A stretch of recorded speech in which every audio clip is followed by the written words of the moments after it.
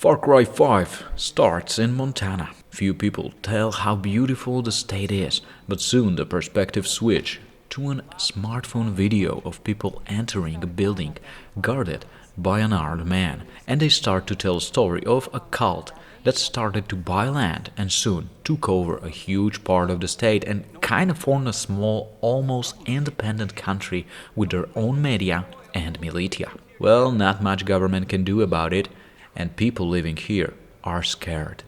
Then we see the person filming with the phone getting cut during the meeting, and that's how we meet Joseph Seed, aka the father. Soon the signal is lost, and turns out the video was watched by a rookie state police officer flying on a chopper with Sheriff Whitehorse. They fly by next to a huge statue of Joseph Seed. The US Marshal is also aboard with the federal warrant, and the sheriff tells him it's not the best idea to go after Joseph. Everyone except Marshall look a little scared, and Sheriff explains they call the cult members Peggies, after PEG, Project at Eden's Gate. They land on the cult's ground and Sheriff calls dispatch, ordering to send backup if they don't contact in 15 minutes. They walk to a church, and locals seems to be hostile, and the sheriff tells Marshall that their badges don't mean much to them. Also, Peggies are armed as hell.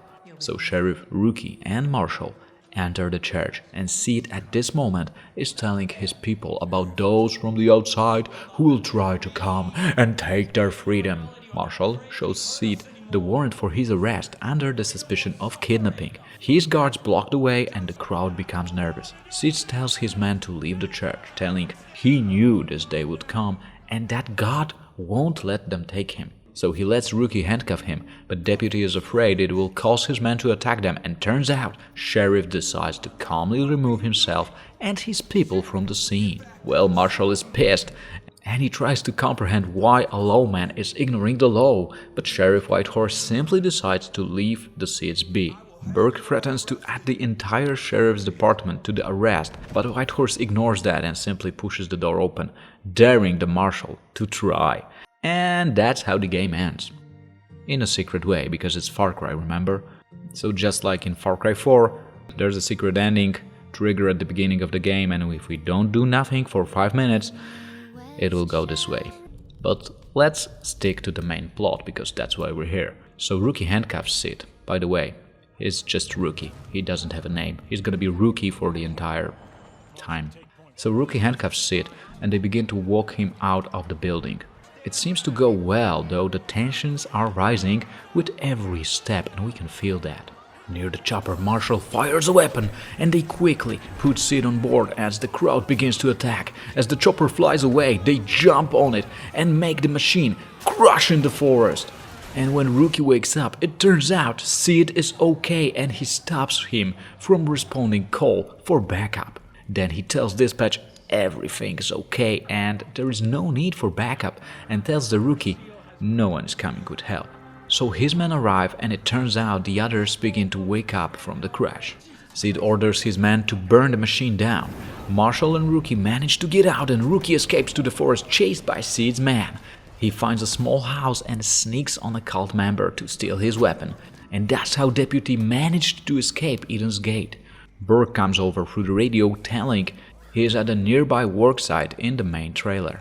So Rookie sneaks there, and Marshal Burke gives him a machine gun and reveals an escape plan through a nearby road. Unfortunately, they get spotted by the cult members and a shootout begins. They manage to steal a car parked outside and hit the road, but soon they are approached by a roadblock, and fanatics chase them until the cult brings in air support. And just as they think they manage to outturn their pursuers and make it to the bridge, another plane comes and it pushes them right into the river. When Deputy regains his consciousness, the car is sinking.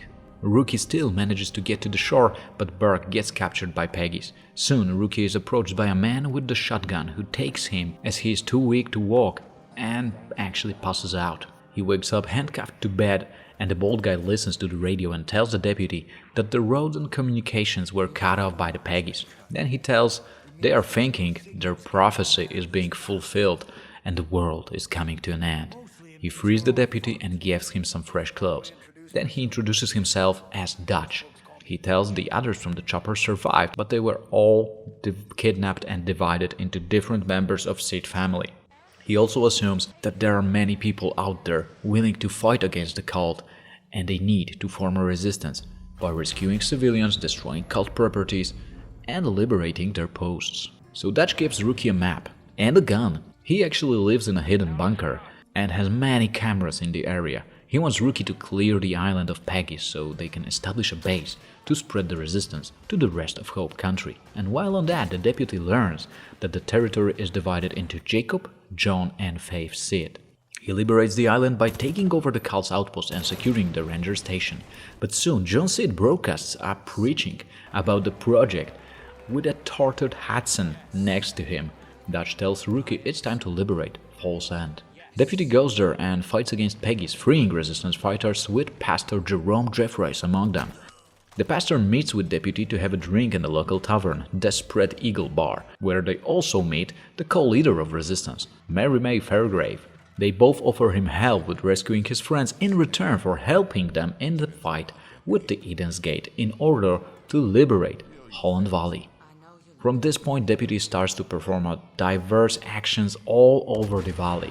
And it's kind of open world game, so there's no particular order that player needs to keep during the missions, but whatever order you go by, it doesn't mess up the main plot. So if you play this game by yourself, I just want you to know that some events might occur in a different order depending on the particular gameplay. So Deputy helps Grace Armstrong, who's trying to protect her local church from Peggy's destroying it, and Nick Ray, whose plane was stolen by John Sid. In return, both of them offer their help in the fight against Eden Gate. He also demolishes a massive billboard of John Sid just to piss him off a little bit. And with the amount of chaos and frustration the deputy is causing to the Sid's family, John sends a party to capture him. They manage to drag Rookie by shooting at him with a bliss drug, which they use to weaken the will of the cult members and make them easier to manipulate. Upon awakening, the deputy finds himself among a group of soon-to-be baptized, but John looks him over and says he is unclean. Then he starts to drown him, but is interrupted by the Father himself. He believes that he is still worthy of reaching the gates of atonement, and he reveals he believes that he was sent to him by a grace of God. The deputy and 2 other Hope Country resistants are taken to a van. The guard explains to them the painful process of the confession. The resistance led by Pastor Jerome ambushes the convoy and free the prisoners, handing them weapons, and they fight their way through a security checkpoint. Jeffreys informs that the rest of the cult's prisoners, with Merrill Briggs among them, are being moved up to the compound. Once past a roadblock, they find Merrill captured next to a mortar. Once the deputy crosses the battlefield and eliminates the cultist holding Merrill, he thanks them as Jerome calls in and informs a helicopter is coming to evacuate them, but they will need to hold off Eden's Gate until it arrives. With the successful defense of their position, the deputy and Merrill are airlifted away. Then Jerome asks to go and investigate the loss of contact with the resistance cell at the Woodson pig farm. When he reaches the place, the deputy discovers that it was raided by Peggy's, who took members of the resistance hostage. Deputy manages to push back Peggy's and earns some street credit for that action along with the resistance members. Soon, Mary May asks to hijack the tanker trucks and bring them to the resistance headquarters at Woodson Pig Farms. When Deputy brings the truck, Mary warns him about the cult's plan to create a road-worthy weapon. Meanwhile, Jerome asks the deputy to rescue the citizens being held captive by Eden's Gate all across the Holland Valley. Going through the valley, Rookie rescues as many people, and Jerome tells him soon they will be able to push back John Sid and rescue Deputy Hudson from his tortures. Mary May informs about the cult deploying a monster vehicle on the road called the Revelator to deal with the growing resistance. Deputy visits the scene of a recent attack and rescues a few citizens that managed to survive it. Then they go for the next target of Revelator and arrive just in time. Deputy manages to destroy the truck and put an end to its terror. Later, Mary reveals that her father was one of the first to rise up against Joseph Sid. In revenge, Peggy stole his beloved truck, the Widowmaker. Mary's father is now dead, but it's kinda important to her to get the truck back. Deputy decides to help and manages to reach the truck, steal it, and perform a daring escape. Well, that does it for the Peggys, and they're again performed a hunt on Deputy using Bliss drugged bullets. When he wakens up this time, he is already at John's gate, which is a bunker built by a cult for surviving the collapse, aka end of the world. Hudson is also there, and John tells how his parents showed him the power of yes by torturing him until all that he could say was yes. Then he tells about his brother's influence on him. Basically, it's a typical spiritual maniac bullshit that makes no sense and is just a foreplay before the actual tortures. John decides to take Hudson back to her room. Rookie uses the moment to crawl out of the room and he falls down from the stairs in the process, but that helps him to free himself from captivity. He starts sneaking around this spooked place filled with religious lunatics looking for Hudson. When he reaches her cell, Sid spots him through the door, but he stays calm and just talks about how his sins overwhelm him and leaves, turning on the alarm. Deputy runs away and manages to escape the bunker. Did he learn his lesson? I don't think so, since he again just gets back to pissing off Peggy's and growing the resistance like he used to before. So he helps to battle Peggy's in the Silver Lake trailer park while Cult came to rescue their hostage, who turned out to not even be a real hostage but a defector. Later he meets Zip Kupka, a local tinfoil hatter and a conspiracy theorist who believes that Eden's Gate are sent by the government to spread the bliss over the population and distract the people from the real agenda. Whether his theories make sense or not, he happens to be extremely motivated to destroy Peggy's and their supplies of bliss. He also helps to blow up Catamount mines, cutting seeds out of their gold supply. Few other actions, including Merle Brick's stolen truck, the Death Wish, which they later used to destroy more bliss supplies, and air-riding Cult's gas tankers that blows up their fuel supplies, make John Sid again reach his boiling point. He informs over the radio he has captured the resistance in Falls and tells Rookie to come there if he wants them to stay alive. Deputy enters the church and gets knocked down. He wakes and John gives him a painful tattoo, marking him as a sinner. By the way, the others were also captured, including Pastor and Mary. John forces them to take part in his ritual, and Nick Wright tells John to go suck his lemon. So in reaction, he whispers something to his ear, and after that, Nick softens. John cuts off part of his skin, as those assholes believe that the atonement comes through pain or something like that. Now it's Deputy's turn, but it turns out there was a gun hidden in the Bible, and Deputy grabs it. Fight begins and Sid escapes the church. Deputy secures the building, then he gets on the truck along with his friends and they drive to John's ranch, fighting Peggy's along the way. Sid tries to escape again, but Deputy jumps on the plane and actually that begins a dogfight. Rookie shoots down John's plane, but he manages to parachute himself. Deputy needs to find him and get the key to the bunker where his friend is held hostage, remember? So, John tries to escape through the forest, but Rookie hunts him down and takes the key. Before he dies, John still believes in Joseph's preach, pointing out that the modern world is heading for a doom anyway. But no time for the apocalyptic bullshit, since Deputy still needs to rescue Hudson from John's bunker. Resistance enters the place using the key and goes downstairs, but when they reach John's torture cell, it's filled with dead bodies.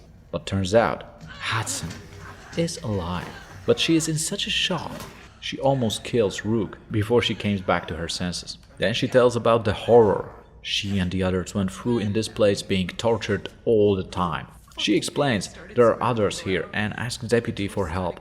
They go to the control room and unlock the doors for the rest. Then they decide to burn down the place and destroy the supplies of bliss they have here. And that way Resistance can celebrate their first major victory and the liberation of Holland Valley. Deputy gets back to the bar and everyone is so proud of his actions. Meanwhile, Joseph is memorizing his brother John, telling how kind and full of joy he was and promises to punish those who killed him. And soon Deputy is alarmed by Virgil Minkler about Peggy's attacking the Hope Country jail. And yep, that's exactly what's going on. The place is really under a massive siege.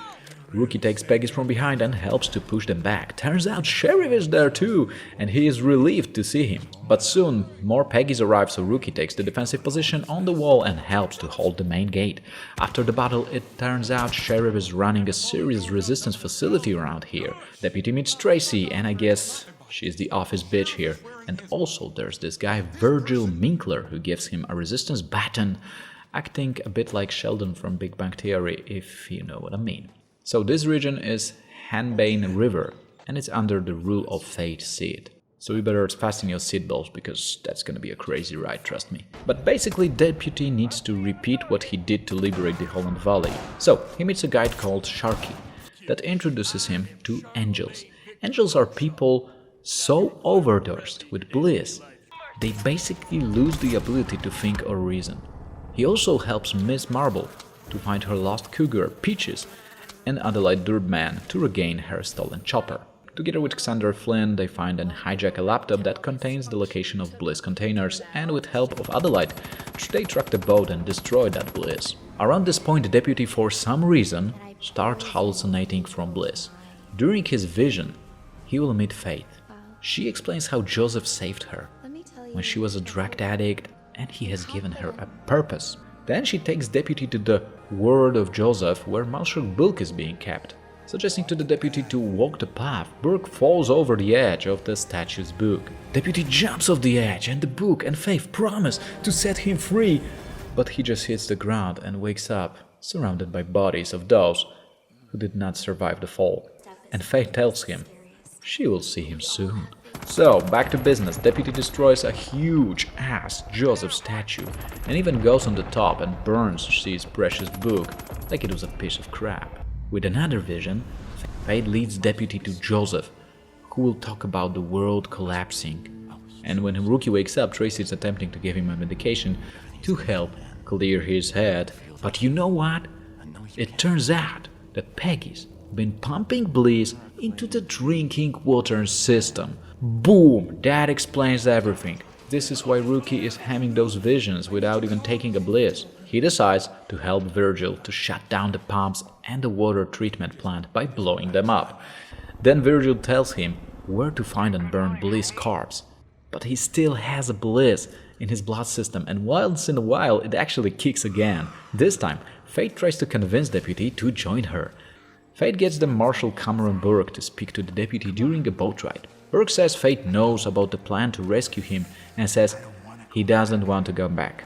He then monologues about how he has been thinking about how we are promised a perfect life and that instead it just leads to suffering. He states he is done with his life and instead wants to remain in the bliss. The boat ride ends and Burke gets out, and as he walks, Deputy takes him down, and it turns out they both wake up in the prison surrounded by the resistance. Both Marshall and Deputy are still dizzy, and Tracy is angry that Sheriff brought Marshall into prison believing that fate is all over his head and now he can't be really trusted. Sheriff explains Deputy how after the crash he was under a strong influence of bliss, and if it wasn't for Virgil and Tracy, he would have not survived. Then he asks Deputy to go meet the local doctor. Turns out he knows how to bait angels, so Rookie helps him to gather some ingredients. And later he asks him to test a bait on some local cultist farm, but it turns out it's not working, so he gets back to his research. Deputy gets into the prison through the roof and then through the vents. He finds a key and unlocks Tracy. She discovers that Virgil and Marshall Burke are indeed dead. Now Tracy is real mad and she wants Fate confronted and killed. When Rookie gets outside, he is hunted by another hallucination where Fate guides Sheriff Whitehorse in picking a bliss flower. As the deputy tries to reach out to the sheriff, Fate sweats their bond away, threatening him as the sheriff walks away. Then she sends angels and clone herself to confuse the deputy in the fight, but he notices that the real one is surrounded by red leaves and he manages to take her down. Fate tells Deputy that he is the one who will decide how this will end, and she acts like she saw the future. She begins to walk into the water, leaving Rookie with the statement, "He will be the hero, but he will have to choose." And then she drowns. Deputy enters Fate's bunker in order to save Sheriff. On the way, he briefly encounters Joseph's and fights angels until he reaches Whitehorse high on bliss. Sheriff tells he don't have much time and Rook needs to hurry. Then he tries to hang himself. Deputy runs through the bunker and stops the production of bliss by shooting down the central valves. That clears up the air, and Sheriff gets his reason back, sending a message through the radio that they need to escape this bunker before it blows up. And that's how the resistance took back the Henbane River. They get back to the prison and meet Tracy, paying some respect. Sheriff tells him He is proud of him and orders him to find Joseph and take care of him. So a final struggle begins to take over the Whitetail Mountains and bring end to Joseph's little cult. Deputy begins with liberating the lumber mill, and again, just a reminder about the free chronology in those story missions. I guess all 3 regions are available right from the start, and you can do them in your own way, like starting from the easiest missions in all 3 regions, but I decided to tell the plot region by region. And at this point, you know the drill. Deputy also does. It's pretty much been there than that. Deputy meets some new people like Jess Black, she's Dutch's niece. He helps her to liberate hostages and secure the quarry. Later, they hunt down and kill the cook, who is an important member of Peggy's. Then Deputy helps Ellie Palmer to secure Vision Center and Hawkeye Tunnel, and there's also this guy Wake Fowler who asks him to find Grizzly Bear named Cheeseburger. Yeah, and there's also another Recovery My Last Track mission. And all that of course leads to Deputy rising the cult's attention to the point they kidnap him. So he wakes up and he meets Jacob Seed. Few seconds with this guy and Deputy understands why the Seed's been keeping him rather away from the public. Jacob opens a little music box and Only You starts playing, putting Deputy in some kind of a psychic rage. So Jacob gives him 44 seconds to kill the targets and buy himself some more time. So Deputy runs through the building trying to survive this weird race against time and actually competing in Jacob's Psycho Olympics until he slides down the tunnel and wakes up. Whitetail Militia finds him and takes him to their headquarters, called Wolf's Den. Their Deputy helps them in a few issues like gathering some resources from a nearby cabins or helping to start a radio station by unjamming the radio towers. He also frees some hostages to provide manpower needed for the final battle against Peggy's. And if you don't know what happens after that, you've not been listening carefully. Yes, of course he gets kidnapped again. And this time they put him behind the bars. So, Jacob and Joseph show up. The father tries to preach and reveals he had a wife once, and they were expecting a child. I'm just gonna warn you, it's gonna be a sick story, so prepare yourself. The wife died in a car accident, but their daughter survived. But Seed thought that God was making him choose between him and the child. So he decided to choke his little daughter as an act of sacrifice. And on the other hand, Jacob has not much more to offer rather than another run and gun competition that ends up with Deputy waking up in the forest. Then he helps Dr. Sarah Perkins that studies judges. Those are animals that cultists have enhanced with drugs. And Rookie captures her a wolf so she can run some tests on it. He also helps local politician Herc Dirtman to take revenge on Peggy's because he believes he lost the last elections thanks to them. Then Deputy is captured again, and this time he gets to know Jacob a little better. See, Jacob is a war veteran, and that itself explains a lot, but there's more. And look, there's also Deputy Pratt shown as his brainwashed servant. So Jacob has this little story how he got lost during the war, and he actually killed and ate one of his friends to survive. Then another round of his little game takes place, and when Deputy wakes up, he meets Pratt, who talks about Jacob and his brainwashing technique, revealing the only way out is via truck. Their conversation is interrupted with a siren and the music, so Pratt pushes the Deputy over a balcony and he wakes up on the top of a truck. Eli informs that Briggs has been captured by Jacob and is being brainwashed. Rookie helps to extract him, and it is revealed that Whitetails have a tape that can reverse back Jacob's brainwashing. Later, Rookie helps Tommy Barnes to take over and blow up the Chosen Training Center. And of course, that triggers another kidnapping by Jacob. So he sees Jacob's music box outside the cage, but when he tries to reach it, Jacob appears and stops him. He plays music and again Deputy runs around performing a killing streak, but it's a bit different this time. Seems like more real. And when he reaches his final target, he hears him yelling, "Don't shoot!" And turns out, it's Eli. So yeah, Deputy was actually brainwashed into attacking the Whitetail Militia Den. Jacob appears as a vision and says to him, "Only you could get close enough to do that." Rookie recovers from the psychosis and finds Tommy in despair over Eli's death. Whitey is shocked and he pulls a gun on the Deputy. Tommy holds him back and tells that Jacob is the one who is responsible. She actually understands what Jacob did to Deputy and charges him to kill Jacob. So what can Rookie do? He decides to leave the den and face Jacob. He destroys the speaker station to prevent the music from brainwashing him. Then he hunts Jacob and wounds him. Dying Jacob tells that empires are meant to rise and fall, and so will America. And Joseph had foreseen everything, and Deputy did exactly what he wanted him to do. Jacob dies and Rookie finds a key to Jacob's gate. That gets him to enter his bunker and rescue Deputy Pratt. He deals with a psychotic rampage but gets his reason back and joins Deputy in fight. Since Rookie unlocked the pressure door earlier, the bunkers begin to fill with water, and the duo escapes outside. Then we see a funeral of Eli. Tommy approaches the Deputy, assuring him that the assassination was not his fault and that Eli knows that. And Wheaty gives an inspiring speech that motivates Wildtails to destroy the Eden's Gate cult. And the father? Well, he just ran out of brothers and sisters, so this time actually loses his shit and breaks down over his family dead. He admits he was wronged and blind, but at the end he says that Deputy took his family so he could have his and invites him to a church, where it all began. When Deputy shows up, half-naked Joseph approaches saying that he can kill his family now, and turns out all his friends from the militia are captured by all his other friends, high on bliss, and Joseph actually begins to blame Deputy for having his allies kidnapped, countless people getting killed, and setting world on fire. Then he says not every single problem can be solved with a bullet, and offers the same choice he offered him in the prologue.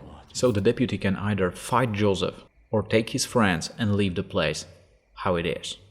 And yes, there are two possible endings. If Deputy decides to walk away, Joseph will release Pratt, Hudson and Whitehorse and let them leave, keeping all the others under his rule. Hudson will get outraged that they would leave everyone behind like that, but Sheriff Whitehorse tells her, "Shut up, woman, we're just going to Missoula to get federal backup, okay?" However, as they drive away, the trigger song used by Jacob Sid, Only You by the Plotters, plays on the radio and Deputy gets his mind triggered just like when Jacob played it. And that's how the game ends. But actually, where's fun in that, right? So, if Deputy decides to fight with Joseph, he tells him that pride is his primary sin and he won't let go even if that means dooming everyone. He tips over barrels of bliss next to him and the battle begins. Rookie actually fights all of his hypnotized friends, which is like 12 people at the same time, and when he knocks one down, he has a chance to revert that person to a normal state unless Joseph reverts them first. So when Deputy manages to save all his friends, Joseph is finally defeated, captured, and gets cuffed. But on this moment, a nuclear explosion takes place across the lake and everyone jump into a car trying to escape and reach the Dutch bunker before the wave hits them. And on the road, even more nuclear explosions can be seen in the distance and fire spreads everywhere. Trees begin to fall down on the road and one of them crashes the car driven by Sheriff. Turns out only Rookie and Joseph survived that crash. Deputy is injured but Sid drags him into a bunker. Next thing he sees is Joseph standing over Dutch's dead body and Rookie finds himself cuffed to bed, and the father tells that the politicians has struck with God's fire. And he was right, and the collapse has come. He also tells he would kill him for what he did to his family, but since he is all that he has now, he will be his new family. And he ends his monologue saying, "I am your father, and you are my child, and together we will march to Eden's Gate." And that's how the game ends.